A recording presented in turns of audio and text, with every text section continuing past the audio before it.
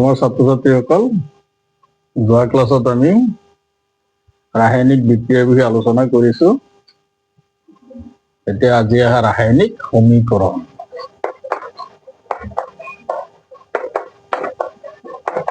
ৰাসায়নিক সমীকৰণ, chemical equation.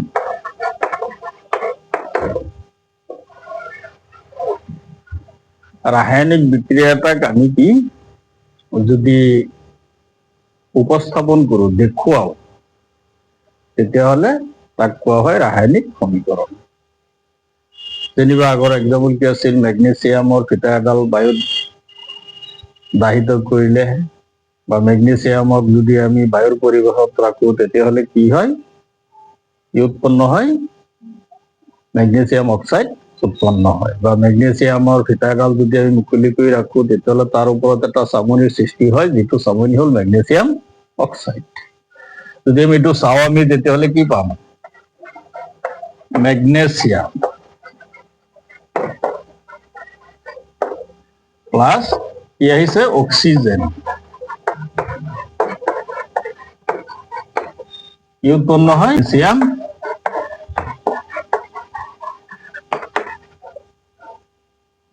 Magnesium oxide.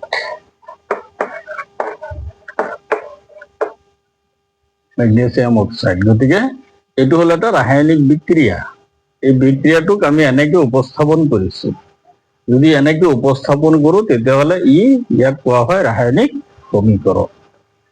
ৰাসায়নিক বিক্ৰিয়াত যিকেইটা পদাৰ্থ অংশগ্ৰহণ কৰে, সেই পদাৰ্থকেইটা কি আছিল, বিক্ৰিয়ক পদাৰ্থ। সেইকেইটা হ'ল বিক্ৰিয়ক পদাৰ্থ, ৰিয়েক্টেণ্ট। আৰু যিটো নতুনকে উৎপন্ন হয়, সেইটোক কোৱা হয় বিক্ৰিয়াজাত পদাৰ্থ, প্ৰডাক্ট। তেতিয়াহ'লে মেগনেছিয়াম আৰু অক্সিজেন হ'ল বিক্ৰিয়ক পদাৰ্থ, আনহাতে মেগনেছিয়াম অক্সাইড হ'ল বিক্ৰিয়াজাত পদাৰ্থ। গতিকে ৰাসায়নিক সমীকৰণত কি কৰা হয়, বিক্ৰিয়ক আৰু বিক্ৰিয়াজাত পদাৰ্থৰ মাজত এডাল কাৰ্চিন ব্যৱহাৰ কৰা হয়, আৰু সেই কাৰ্চিনৰ বাওঁফালে বিক্ৰিয়ক পদাৰ্থ আৰু সোঁফালে বিক্ৰিয়াজাত পদাৰ্থ ব্যৱহাৰ কৰা হয়। এতিয়া ইয়াত কাৰ্চিনটোৱে কি বুজাইছে, যে ইয়াৰ পৰা এইটো উৎপন্ন হৈছে, অৰ্থাৎ বিক্ৰিয়াটোৰ গতিৰ দিশ নিৰ্দেশ কৰে। এইটো হ'ল বিক্ৰিয়াটোৰ গতিৰ দিশ। ৰাসায়নিক বিক্ৰিয়া এটাত দিশ, বিক্ৰিয়াটোৰ গতিৰ দিশ কাৰ্চিনেৰে দেখুওৱা হয়। কাৰ্চিনটো ইকুৱেল চিন হিচাপে ব্যৱহাৰ কৰা হয়। এনেকে নিলিখি যদি চিহ্ন আৰু সংকেতৰ সহায়ত লিখো, তেতিয়াহ'লে কি হ'ব চাওচোন। আমি এনেকে লিখিলো, হৈছে নে, এইটো মেগনেছিয়াম, এইটো অক্সিজেন, এইটো মেগনেছিয়াম অক্সাইড, হলনে? আমি এইদৰে দেখুৱাব পাৰো, যদি এটা কি ৰাসায়নিক সমীকৰণ। এতিয়া এই ৰাসায়নিক সমীকৰণটো যদি আমি চাওঁ, আমি ক্লাছ 9ত পাই অহা ভৰৰ নিত্যতা সূত্ৰ, ভৰৰ নিত্যতা সূত্ৰ সহায়ত যদি আমি লক্ষ্য কৰো, তেতিয়াহ'লে আমি কি পাম, যে ৰাসায়নিক বিক্ৰিয়াত অংশগ্ৰহণ কৰা পদাৰ্থসমূহৰ মুঠ ভৰ উৎপন্ন হোৱা পদাৰ্থসমূহৰ মুঠ ভৰৰ কি হয়, সমান হয়। তেতিয়াহ'লে পৰমাণুৰ সংখ্যা যদি আমি তুলনা কৰো, যদি আমি চাওঁ, তেতিয়াহ'লে কি পাম, অক্সিজেন দুটা আছে, ইয়াত এটা আছে নে? আকৌ পাতো যদি আমি মেগনেছিয়াম প্লাস অক্সিজেন, কি পোৱা যাব, একেই পোৱা যাব। ইয়াত অক্সিজেন দুটা আছে, ইয়াত আমি 2 দি দিম, হয়নে?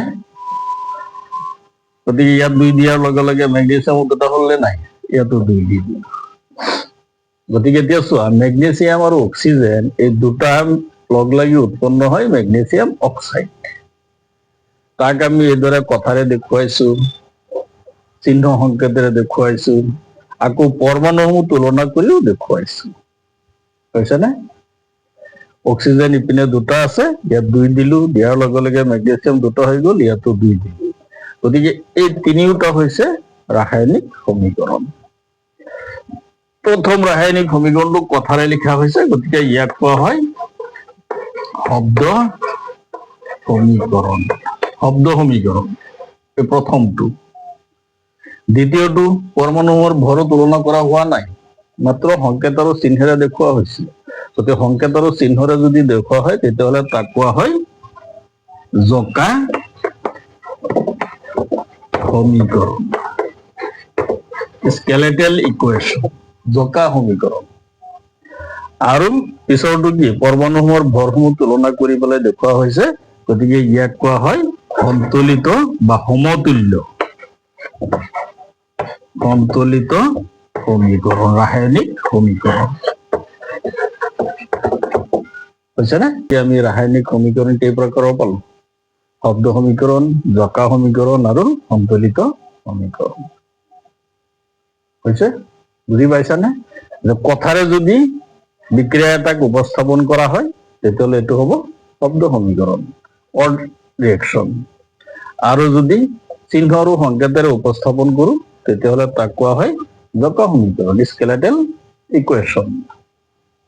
আৰু যদি পৰমাণুসমূহৰ ভৰ তুলনা কৰি উপস্থাপন কৰো তেতিয়াহ'লে তাক কোৱা হয় সন্তুলিত সমীকৰণ, বেলেন্সড ইকুৱেশ্যন। গতিকে ৰাসায়নিক সমীকৰণ হ'ল 3 প্ৰকাৰৰ। গতিকে তেনেকুৱা ধৰণৰ আৰু উদাহৰণ আছে। আৰু যদি চাওঁ আমি এনেকুৱা শব্দ সমীকৰণ, চাওচোন বহুত আছে। আটাইবিলাক সমীকৰণে আমি এইদৰে লিখিব পাৰিম, আটাইবিলাকেই।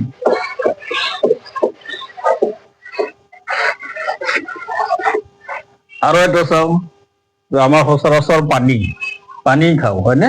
পানীত কি কি থাকে? হাইড্ৰজেন আৰু অক্সিজেন। হাইড্ৰজেন গেছ থাকে আৰু কি থাকে? Oxygen gas. লগ লাগি পেলাই কি উৎপন্ন হয়? পানী।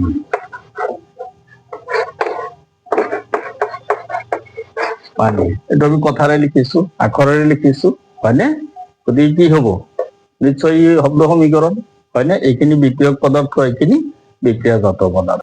গতিকে ইয়াক সংক্ষিপ্ত আকাৰত যদি লিখো আমি, এইখিনি লিখোতে কি সময় বেছি লাগিব। গতিকে ইয়াক আমি চিহ্ন আৰু সংকেতেৰে লিখি দি দিওঁ, হাইড্ৰজেন প্লাছ অক্সিজেন, চিহ্নৰে লিখি সংকেতেৰে লিখিছো, কি উৎপন্ন হয়? পানী। হৈছে নে? এইটো সমীকৰণ। এইটো হ'ল, এতিয়া পৰমাণু কেইটা তুলনা কৰি চোৱা, হাইড্ৰজেন 2টা, অক্সিজেন 2টা, বিক্ৰিয়ক পদাৰ্থ। বিক্ৰিয়াজাত হাইড্ৰজেন 2টা, অক্সিজেন কেইটা আছে? 1টা। গতিকে আকৌ পৰমাণু কেইটা তুলনা কৰি লিখো, হাইড্ৰজেন প্লাছ অক্সিজেন, কি পোৱা যাব? পানী পোৱা যাব। ইয়াত 2 দি দিলো, অক্সিজেন 2টা হ'ল, হাইড্ৰজেন কেইটা হৈ গ'ল? 4টা, হয়নে? গতিকে ইয়াতো কি আহিব? 2 এটা আহিব। গতিকে এইটো হ'ল শব্দ সমীকৰণ, এইটো হ'ল জকা সমীকৰণ, আৰু এইটো হ'ল আমাৰ সন্তুলিত সমীকৰণ বা সমতুল্য ৰাসায়নিক সমীকৰণ বা balanced equation, skeletal equation and odd equation. হৈছে নে? আখৰ বা কথাৰে যদি আমি সজাম, বিক্ৰিয়া এটাক উপস্থাপন কৰো, দেখুৱাম, তেতিয়াহ'লে তাক কোৱা হয় শব্দ সমীকৰণ, অড ৰিয়েকশ্যন। আৰু যদি চিহ্ন বা সংকেতেৰে উপস্থাপন কৰো তেতিয়াহ'লে তাক কোৱা হয় স্কেলেটেল ইকুৱেশ্যন। আৰু যদি ভৰৰ নিত্যতা সূত্ৰ অনুসৰি বিক্ৰিয়ক আৰু বিক্ৰিয়াজাত পদাৰ্থৰ ভৰ তুলনা কৰি বিক্ৰিয়া এটাক উপস্থাপন কৰা হয় তেতিয়াহ'লে তাক কোৱা হয় কি? সন্তুলিত ৰাসায়নিক সমীকৰণ, বেলেন্সড কেমিকেল ইকুৱেশ্যন। এতিয়া ভৰৰ নিত্যতা সূত্ৰটো কি আছিল? ৰাসায়নিক বিক্ৰিয়া এটাত অংশগ্ৰহণ কৰা বিক্ৰিয়ক পদাৰ্থৰ মুঠ ভৰ বিক্ৰিয়াজাত পদাৰ্থৰ মুঠ ভৰৰ কি সদায় সমান। গতিকে বিক্ৰিয়ক পদাৰ্থ হলে এইখিনি। এতিয়া চোৱা, ইয়াত হাইড্ৰজেনৰ 4, অক্সিজেনৰ 2, হৈছে নে? মুঠতে কিমান হ'ল? 6। হাইড্ৰজেনৰ 4, অক্সিজেনৰ 2, কিমান হ'ল? 6। এইটো বেলেন্সড ইকুৱেশ্যন।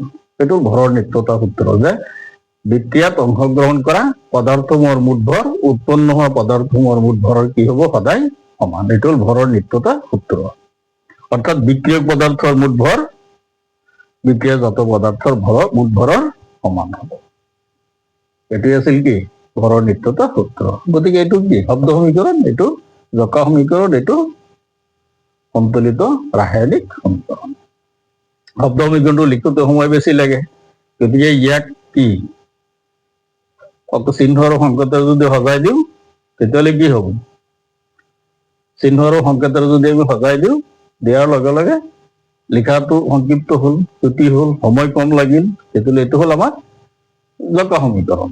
আকৌ যদি এনেকেই লিখো, ভৰটো তুলনা কৰি লিখো, তেতিয়াহ'লে তাক কোৱা হ'ব বেলেন্সড ইকুৱেশ্যন। আৰু এটা চোৱা, যেনিবা এমনিয়া আৰু কি নাইট্ৰোজেন লগ লাগি কি উৎপন্ন হয় এমোনিয়া নহয় হাইড্ৰোজেন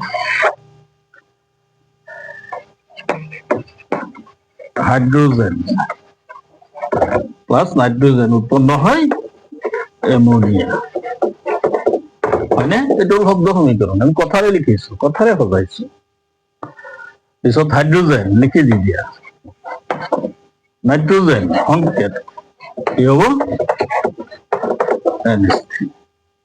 এইটো জকা সমীকৰণ কাৰণ হাইড্ৰোজেন এইফালে তিনটা আছে হাইড্ৰোজেন দুটা অক্সিজেন নাইট্ৰোজেন এটা পৰমাণু মিল নাই গতিকে এইটো হলো জকা সমীকৰণ কিন্তু যদি আমি সন্তুলিত কৰো তেতিয়াহ'লে কি পাম আগ ধৰি আমি এনেকে লিখি ললো গতিকে সন্তুলিত কৰিবলৈ যাওঁতে সদায় যিটোৰ ভৰ আটাইতকৈ বেছি তাৰ পৰা আৰম্ভ কৰিব লাগে এতিয়া হাইড্ৰোজেনৰ কিমান 3 হয়নে ইয়াত হাইড্ৰোজেন কিমান আছে 2 গতিকে 3 দি দিয়া হাইড্ৰোজেন কেইটা হৈ গ'ল 6টা হৈছে নে ইয়াত হাইড্ৰোজেন 3টা ইয়াত 2 দি দিয়া হলনে 6টা 3 2 গুণ 6 এতিয়া হাইড্ৰোজেন 6টা বনোৱাৰ লগে লগে হাইড্ৰোজেন কেইটা হ'ল 2টা ইয়াত 2 দি দিয়া 2 আছে গতিকে এইটো হল শব্দ সমীকৰণ এইটো হল জকা সমীকৰণ এইটো হল কি সন্তুলিত ৰাসায়নিক সমীকৰণ গতিকে আমি ৰাসায়নিক সমীকৰণ 3 ধৰণৰ এটা শব্দ সমীকৰণ এটা জকা সমীকৰণ আৰু এটা সন্তুলিত ৰাসায়নিক সমীকৰণ বুজি পাইছা নিশ্চয় গতিকে তেনেকুৱা ধৰণৰ আৰু আছে যেনেকুৱা ধৰণৰ আগৰ পৰীক্ষা এটাত বিক্ৰিয়া এটাত কৈছিলো কি এটা পাত্ৰত জিংকৰ টুকুৰা লোৱা হৈছে জিংকৰ টুকুৰাৰ সৈতে তাত কি কৰা হৈছে লাহে লাহে সালফিউৰিক এসিড ঢালি দিয়া হৈছে তেতিয়াহ'লে হাইড্ৰোজেন গেছ উৎপন্ন হয় গতিকে সেই বিক্ৰিয়াটো সুধি দিব পাৰে যে জিংকৰ টুকুৰা এটা পাত্ৰত ৰাখি তাত যদি লঘু সালফিউৰিক এসিড ঢালি দিয়া হয় কি ঘটিব সমীকৰণ সহ লিখা যদিও শব্দ সমীকৰণত লিখিব পাৰি জকা সমীকৰণত লিখিব পাৰি নাইবা কি বেলেন্স ইকুৱেশ্যনত লিখিব পাৰি তেতিয়াহ'লে আছিল কি জিংকৰ টুকুৰা যদি আমি চাওঁ তাত ঢালিছে কি সালফিউৰিক acid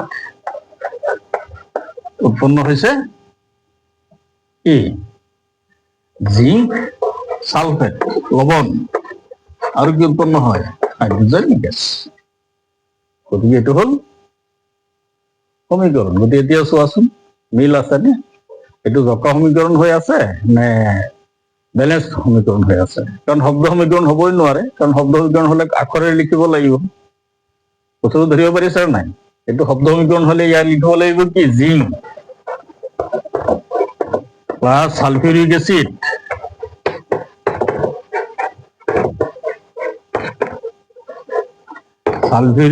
acid equal zinc sulphate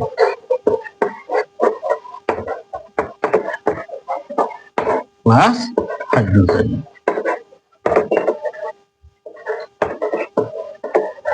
এইটো হল শব্দ সমীকৰণ যদি এইদৰে লিখো এইখিনি লিখোতে সময় বেছি লাগিছে গতিকে আমি সময় কমাবৰ কাৰণে চমুকে সংক্ষিপ্ত আকাৰত লিখিবৰ কাৰণে এইটো ব্যৱহাৰ কৰোঁ এতিয়া এইটো আমাৰ জকা সমীকৰণ হৈ আছে নে সন্তুলিত সমীকৰণ হৈ আছে আমি চাওচোন অক্সিজেন 4টা সালফেট এটা হাইড্ৰোজেন 2টা জিংক এটা গতিকে এইটো অলৰেডি বেলেন্স ইকুৱেশ্যন হৈ আছে পৰমাণুসমূহৰ ভৰ বিক্ৰিয়ক আৰু বিক্ৰিয়াজাত পদাৰ্থৰ সমান হৈ আছে বাওহাতে কাৰ্চিনৰ বাওহাতে থকা কেইটা বিক্ৰিয়ক পদাৰ্থ সোঁহাতে থকাখিনি বিক্ৰিয়াজাত পদাৰ্থ আমি আগতেই পাইছো গতিকে তেনেকুৱা ধৰণৰ আগৰ পৰীক্ষাটোত আছিল এইটো গতিকে এইটো সমীকৰণ তেনেকে সুধি দিব পাৰে জিংকৰ সৈতে সালফিউৰিক এসিডে বিক্ৰিয়া কৰি কি উৎপন্ন কৰে জিংকৰ সৈতে সালফিউৰিক এসিডে বিক্ৰিয়া কৰি হাইড্ৰোজেন গেছ উৎপন্ন কৰে এইখিনি লিখিলে হ'ল নাইবা জিংক সালফেট লবণ আৰু হাইড্ৰোজেন গেছ উৎপন্ন কৰে বা লবণ আৰু হাইড্ৰোজেন গেছ উৎপন্ন কৰে জিংক হল এবিধ ধাতু হয়নে যে ধাতু এসিডৰ সৈতে বিক্ৰিয়া কৰি কি উৎপন্ন কৰে তেনেকে যদি সোধে ধাতু এসিডৰ সৈতে বিক্ৰিয়া কৰি লবণ আৰু হাইড্ৰোজেন গেছ উৎপন্ন কৰে বিক্ৰিয়াটো আবাৰ এই ধৰনেৰ ৰাখিব গতিকে 3 ধৰনেৰ বিক্ৰিয়া আমি পালো এতিয়া সমতুলি বা সন্তুলিত সমীকৰণ আৰু চোৱা এটা সমীকৰণ কিতাপতে দিয়া আছে আইৰন এটা সমীকৰণ দিয়া আছে, আইৰণৰ দণ্ড এডাল যদি গৰম পানীত বা পানীৰ ভাপত ৰখা হয় তেতিয়াহ'লে কি উৎপন্ন হয়? পৰীক্ষাত সোধে। যদি আমি গৰম পানীত ডুবাই দিওঁ নাইবা পানীৰ ভাপত ৰাখো তেতিয়াহ'লে কি উৎপন্ন হ'ব? আইৰণৰ দণ্ড এডাল যদি আমি পানীৰ ভাপত ৰাখো তেতিয়াহ'লে আইৰণৰ দণ্ড, আইৰণ, এতিয়া আৰু শব্দ সমীকৰণ নিলিখো, ফেৰাছ ক'ত ৰখা হৈছে? পানীৰ ভাপত। ভাপত কি থাকে? পানী থাকে। পানীৰ পৰা ভাপ উঠি আছে, হাতখন এনেকে ধৰি দিয়াচোন, অকণমান ধৰি লৈ পিছত হাতখন লৈ আহা বাহিৰলৈ, চাবা এনেকে দিয়া পানীৰ টোপাল কিছুমান জমা হয়। তাৰমানে কি? ভাপত কি? পানী। উৎপন্ন হয় আইৰণৰ মিশ্ৰ অক্সাইড Fe3O4 প্লাছ আৰু কি উৎপন্ন হয়? Hydrogen gas. হাইড্ৰোজেন গেছ উৎপন্ন হয়। হৈছেনে? ধৰিব পাৰিছানে? আইৰণৰ দণ্ড এডাল পানীৰ ভাপত ৰখা হৈছে, উৎপন্ন হৈছে আইৰণৰ মিশ্ৰ অক্সাইড আৰু হাইড্ৰোজেন গেছ। এইটো আৰু এটা নাম আছে ফেৰ'চ' অক্সাইড। Fe3O4 ফেৰ'চ' অক্সাইড বুলিও কোৱা হয় বা আইৰণৰ মিশ্ৰ অক্সাইড। এতিয়া চোৱা তোমালোকে এই সমীকৰণটো জকা সমীকৰণ হৈ আছে নে সন্তুলিত সমীকৰণ হৈ আছে? আমি বিক্ৰিয়ক পদাৰ্থখিনি মুঠ ভৰ চাওঁ, বিক্ৰিয়াজাত পদাৰ্থখিনি মুঠ ভৰ চাওঁ। ধৰিব পাৰিছানে? নিশ্চয় ধৰিব পাৰিছা। ইয়াত হাইড্ৰোজেন দুটা আছে, আমি সহজভাৱে যদি যাওঁ, ইয়াত হাইড্ৰোজেন দুটা আছে, মিলি আছে। আইৰণ ইপিনে কেইটা আছে? তিনটা আছে। অক্সিজেন চাৰিটা, অক্সিজেন ইপিনে এটা, আইৰণ এটা। আমি সদায় বেলেঞ্চ কৰিবলৈ যাওঁতে, ইকুৱেশ্যন এটা বেলেঞ্চ কৰিবলৈ যাওঁতে ডাঙৰ ভৰৰ যিটো পৰমাণু, যিটো বেছি আছে পৰমাণু, সেইটোৰ পৰা আৰম্ভ কৰো। অক্সিজেন ইপিনে কেইটা আছে? চাৰিটা, আমি ইয়াত 4 দি দিওঁ। হ'ল অক্সিজেন চাৰিটা। হ'লনে? পৰীক্ষাত কিন্তু সোধে বেলেঞ্চ ইকুৱেশ্যন লিখিব দিয়ে বা সমীকৰণ এটা দি দিব, তাক বেলেঞ্চ কৰা, সমতুল কৰা, তেনেকে সোধে কিন্তু পৰীক্ষাত। তাৰপিছত চোৱা, অক্সিজেন চাৰিটা হ'ল, অক্সিজেন চাৰিটা হোৱাৰ লগে লগে এতিয়া হাইড্ৰোজেন চোৱা, হাইড্ৰোজেন 2 4 গুণ কেইটা হৈ গ'ল? 8টা। সেইপিনে কেইটা আছে? 3টা, 2টা, গতিকে ইয়াত কি দি দিয়া? 2 ইয়াত 8টা হ'ল নহয়, ইয়াত কি লাগিব? 4 লাগিব। 4। তাহলে ইপিনে হাইড্ৰোজেন কেইটা হ'ল? 8টা, হাইড্ৰোজেন 8টা, অক্সিজেন 4টা, অক্সিজেন 4টা। আইৰণ কেইটা আছে? ফেৰাছ কেইটা আছে? 3টা। ইয়াত 3 দিয়া হৈছে, হৈ গ'ল। কিতাপত এইটো বেলেঞ্চ কৰাটো বহুত ষ্টেপত দি দিছে, মই চমুকে কৈ দিছো, বুজি পালা নাই? আগত কিন্তু কি আছিল? জকা সমীকৰণ হৈ আছিল। এতিয়া কি ওলাল? বেলেঞ্চ সমীকৰণ। আমি প্ৰথমতে ক'ত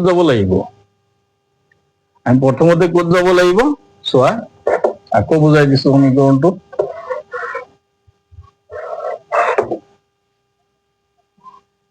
ফেৰাছ প্লাছ পানী। অক্সিজেন কেইটা আছে? 4টা, আমি ইয়াত 4 দি দিওঁ। হ'ল? হৈছেনে? Equal ferrous ferroso' oxide plus hydrogen. অক্সিজেনত 4টা আছে, 4 দি দিলো। হাইড্ৰোজেন কেইটা হৈ গ'ল? 8টা। হৈছেনে? এতিয়া ইয়াত 4 দি দিলো। হ'লনে? এইটো 4, হাইড্ৰোজেন 8টা। এতিয়া ফেৰাছ কেইটা আছে? 3টা, ইয়াত কিন্তু এটা আছে, ইয়াত 3 দি দিয়া। হ'ল? এইটো বেলেঞ্চ ইকুৱেশ্যন, বেলেগ একো নাই। হৈছেনে? গতিকে পৰীক্ষাত বেলেঞ্চ ইকুৱেশ্যনই সোধে, বেলেগ নুসুধে। বেলেঞ্চ ইকুৱেশ্যনেই আহে পৰীক্ষাত। গতিকে তেনেকুৱা ধৰণৰ বেলেঞ্চ ইকুৱেশ্যন হ'বলৈ যাওঁতে আমাৰ যিমান বিলাক সমীকৰণ আছে, আটাইবিলাক সমীকৰণেই কি? বেলেঞ্চ ইকুৱেশ্যনত আমি সজাব পাৰিম। কিন্তু যদি উল্লেখ নাথাকে, তুমি জকা সমীকৰণ লিখি দিলেও হ'ব, ভুল নহয়। আৰু যদি মেনশ্যন থাকে যে বেলেঞ্চ কৰা, সমতুল কৰা, তেতিয়াহ'লে তাত কিন্তু বেলেঞ্চ কৰি দিবই লাগিব। আৰু যদি সোধে এনেকে যে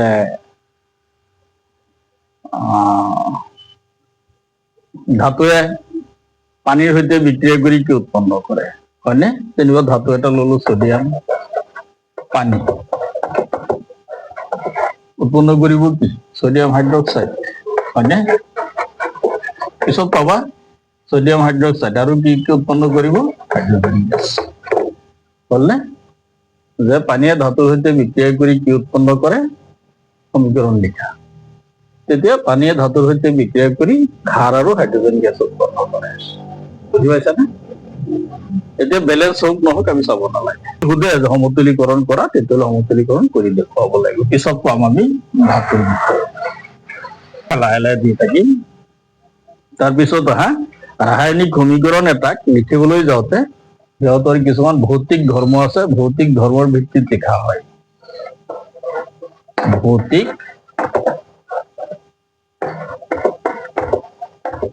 ধৰ্মৰ ভিত্তিত লিখন।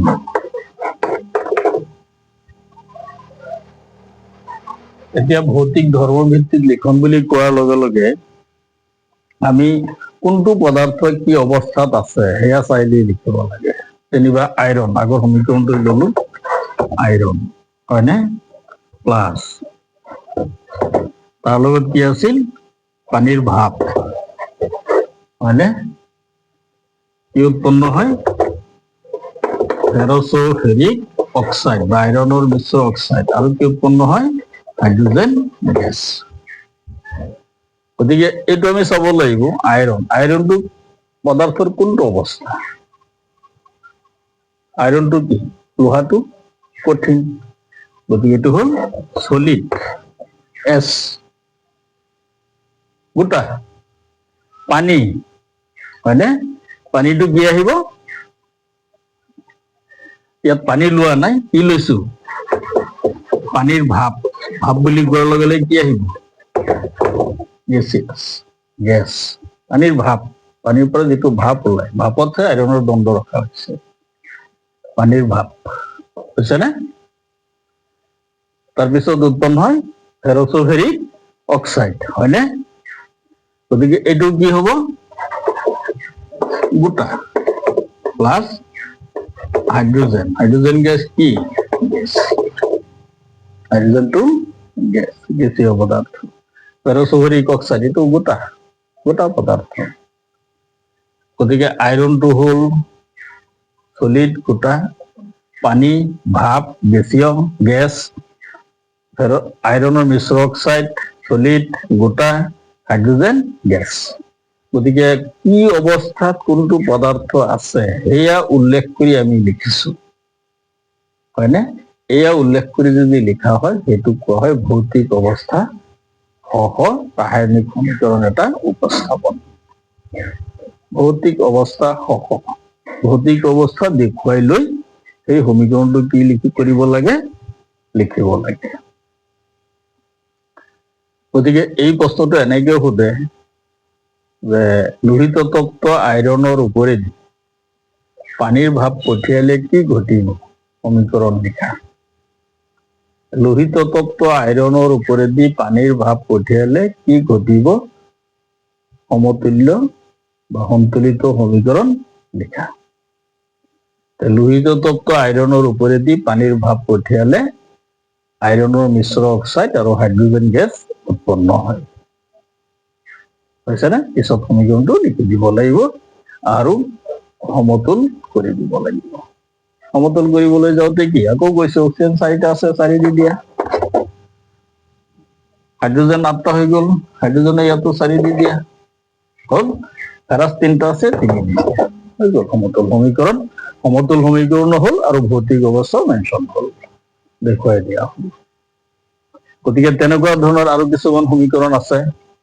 চোৱা, আমাৰ সালোক সংশ্লেষণত এটা বিক্ৰিয়া সংঘটিত হয়। গতিকে সেই বিক্ৰিয়াটো চাওঁ। সূৰ্যৰ পোহৰত কি উদ্ভিদে আহাৰ প্ৰস্তুত কৰে, হয়নে? গতিকে সূৰ্যৰ পোহৰত উদ্ভিদে আহাৰ প্ৰস্তুত কৰাৰ লগে লগে কি কৰে? বায়ুৰ পৰা কি লয়? কাৰ্বন ডাই অক্সাইড, হয়নে? আৰু কি থাকে? বায়ুত কি থাকে? জলীয় বাষ্প থাকে, পানী থাকে। আৰু পাতত কি থাকে, ক্লৰোফিল থাকে। গতিকে এইকেইটা ক্ষেত্ৰত যদি আমি চাওঁ যে বায়ুৰ পৰা কি ব্যৱহাৰ হয়, কাৰ্বন ডাই অক্সাইড। আৰু কি বায়ুমণ্ডলত কি জলীয় বাষ্প আছে, পানী আছে, হয়নে? পানী আছে। যদি চাওঁ এইখিনি, তেতিয়াহ'লে উৎপন্ন হয়, পাতত গৈ খাদ্য প্ৰস্তুত হয়। এই প্ৰস্তুত হোৱা খাদ্যটো হৈছে গ্লুকোজ, C6H12O6, গ্লুকোজ। আৰু কি উৎপন্ন হয়, অক্সিজেন আৰু হাইড্ৰজেন, পানী। অক্সিজেন আৰু উৎপন্ন হয় পানী। হৈছেনে? এতিয়া ইয়াৰ আমি ভৌতিক অৱস্থাকেইটা উল্লেখ কৰি দিওঁ। কি হয়? কাৰ্বন ডাই অক্সাইড, কাৰ্বন ডাই অক্সাইডটো কি অৱস্থাত থাকে? কাৰ্বনৰ সৈতে অক্সিজেন মিহলি হৈ থাকে। যদিও থাকে গেছ, কিন্তু ই কি জলীয় বাষ্পৰ সৈতে মিক্স হৈ আছে। গতিকে ই কি হ'ব? কাৰ্বন ডাই অক্সাইডটো একুৱাছ, একিউ দেই, এইটো একিউ প্লাছ। একিউ মানে জলীয়, তাৰমানে পানীৰ সৈতে মিক্স হৈ আছে, সেইটো হ'ল জলীয়, একুৱাছ। তাৰপিছত পানীটো কি? লিকুইড, তৰল। লিকুইড, তৰল পদাৰ্থ। পানী তৰল পদাৰ্থ আমি জানো, পানীৰ এটা অৱস্থা তৰল। তাৰপিছত গ্লুকোজ যিটো উৎপন্ন হয়, সেইটো কি হ'ব? জলীয় হ'ব, একুৱাছ, একিউ। পিছত অক্সিজেন যিটো উৎপন্ন হয়, সেইটো একুৱাছ, হয়নে? অক্সিজেন যিটো উৎপন্ন হ'ব, সেইটো একুৱাছ। আৰু পানীটো কি হ'ব? তৰল, লিকুইড। হৈছেনে? ধৰিব পাৰিছানে? গতিকে এইটো হ'ল ভৌতিক অৱস্থাৰ বাবে লিখন। গতিকে ভৌতিক অৱস্থা মেনশ্যন কৰি আমি লিখিব পাৰোঁ। এতিয়া ইয়াক যদি আমি বেলেঞ্চ কৰোঁ, তেতিয়াহ'লে কি হ'ব চোৱা। আমি বেলেঞ্চ কেনেকৈ কৰিম? আটাইতকৈ ডাঙৰ কি আছে? হাইড্ৰজেনৰ পৰমাণু সংখ্যা 12, হয়নে? গতিকে আমি ডাঙৰৰ পৰা সজাওঁ। হাইড্ৰজেন কেইটা আছে? 2টা, ইয়াত 6 দি দিম। হৈছেনে? আচ্ছা চাওচোন। হাইড্ৰজেন ইয়াত 12টা আছে, ইয়াত কেইটা আছে? 2টা। কেইটা আছে? 14টা। তাতো আছে নহয় 2টা। গতিকে 6 দিলে নহ'ব, 6 2 12 হ'লে নহ'ব, 14টা হ'ব লাগিব। আচ্ছা চাওঁ, অক্সিজেনটো চাওঁ এতিয়া। অক্সিজেন কেইটা আছে? 6টা। আৰু কেইটা? 2টা, 8টা, হয়নে? গতিকে অক্সিজেন আমি ইয়াত কাৰ্বন আছে কেইটা? 6টা। অক্সিজেন 2-3 ঠাইত আছে, তো কাৰ্বনটো আগত দিল, ইয়াত 6 দি দিল, হ'ল। কাৰ্বন 6টা, এটা কমপ্লিট হৈ গ'ল, কাৰ্বন 6টা। তাৰপিছত অক্সিজেন কেইটা আহিল? 12টা। ইয়াত আহিল এটা, 13টা। ইয়াত হ'ল 6টা, ইয়াত 2টা, 8টা, ইয়াত এটা 9টা। গোটেইখিনি মিলাব লাগিব। আমি কেনেকৈ মিলাম? ইয়াত হ'ল 12টা, ইয়াতো আমি 12 দি দিওঁচোন, চাওঁ কি হয়। অক্সিজেন 12টা হ'লে, হাইড্ৰজেন কেইটা হ'ল? 2 12 গুণ 24টা। ইয়াত আমি 12টা পালো, হয়নে? ইয়াত 6 দি দিওঁ। হাইড্রোজেন কেইটা হল? 12টা আর 12টা, এটা হল 24টা। বুঝছেনে? কার্বন তো অলরেডি আগত মিলিলেই। ইয়াত অক্সিজেন কেইটা? 6টা। ইয়াত 6টা, 12টা, ইয়াত 2টা, কেইটা হল? 14টা। ইয়াত অক্সিজেন কেইটা? 12টা, 12টা, 24টা। গতিকে আমি কি কৰিম এতিয়া? আকৌ ইয়াতো 6 এটা দি দিওঁ, চাওচোন কি ওলাই। 6 2 12, ইয়াত 6, 12 6 18, 18 6 24, 2 12 গুণ 24, 6 2 12, 12 আর 24 কিমান? 36, হয়নে? ইয়াত হল 6 2 12, 12 2 24, 36টা। ইয়াত অক্সিজেন 6টা আৰু হল 12 12 24টা, হয়েছে? ইয়াত অক্সিজেন 12টা, 12টা আৰু 12টা, এটা হল 24টা, সেইপিনে 24টা হয়ে আছে। এয়া 2 6 গুণ 12, 12, হয়নে? অক্সিজেন 12 12 24, এফালে 6 12, আৰু হ'ল 6, এইটো 6 এইটো 6, অক্সিজেন 12, এইটো হ'ল 12, 24। কাৰ্বন মিলি আছে আগতে, হাইড্ৰজেনো মিলি গৈছে, হ'ল এইটো হ'ল সমতুল্য ৰাসায়নিক সমীকৰণ। ইয়াত কি কি লাগিছে? এতিয়া কি লাগিছে? চানৰে, সূৰ্যৰ ৰশ্মি লাগিছে, আৰু কি লাগিছে? ক্লৰ'ফিল, ক্লৰ'ফিল লাগিছে। বুজি পাইছানে? যে এই ক্লৰ'ফিল আৰু চানৰে এইকেইটাক কোৱা হয় অনুঘটক, পিছত পাবা। তাৰমানে এইকেইটাই কি কৰিছে? এই বিক্ৰিয়াটো সংঘটিত কৰাত সহায় কৰিছে। যে ৰাসায়নিক বিক্ৰিয়া এটা সংঘটিত হোৱাত যিয়ে সহায় কৰে সেয়া হৈছে কি? অনুঘটক। গতিকে বিভিন্ন অনুঘটকেও কি কৰে? ৰাসায়নিক বিক্ৰিয়া এটা সংঘটিত কৰে। এইটো হ'ল ভৌতিক অৱস্থাৰ বাবে ৰাসায়নিক বিক্ৰিয়া এটাৰ লিখন।